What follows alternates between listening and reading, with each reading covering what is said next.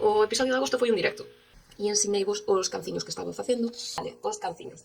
Este é o primeiro que fixera para probar, que usei un gancho de 4 mm, pode ser. É unha ala destas grosiñas. E nada, a idea é que sexa un muñeco únicamente para estar na estantería, porque se o vedes para xogar é un pouco raro. Queda un pouco raro, simplemente para que este así. É nevado o desinchame. E no podcast en directo ensinei-vos que tiña os corpos todos feitos e as patas creo que ainda non. Non, as patas que ainda me faltaban. Un lío, negado. Que iba a facer todas as patas, coser todas as patas, coser todas as orellas. E foi o que fixen.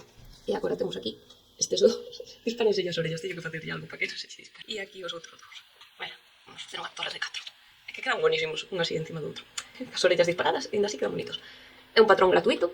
Isto fixeno con o fío de que soleu comprar en bazar, que é un Melissa Cotton, que é 50 acrílico, 50 algodón, que me gusta moito para facer bonecos. Ai, que se me caen. E nada, se vedes a estes non lles fixen as cellas, porque creo que sendo así pequeniños xa non lle fai falta cella. Non sei que pensamos. Fagolle as cellas ou deixo-os así? Eu necesito opinión. O patrón chamase de Papi Cube e ten o Kitty Cube, ten gato, ten coello, ten varios animais, que simplemente a base é a mesma, que e despois simplemente é facerlle orellas diferentes. A base é a mesma, que é o cubo cas patas, e despois, según como lle borde, según sexan as orellas, é un bichiño outro. Pareceme preciosísimos.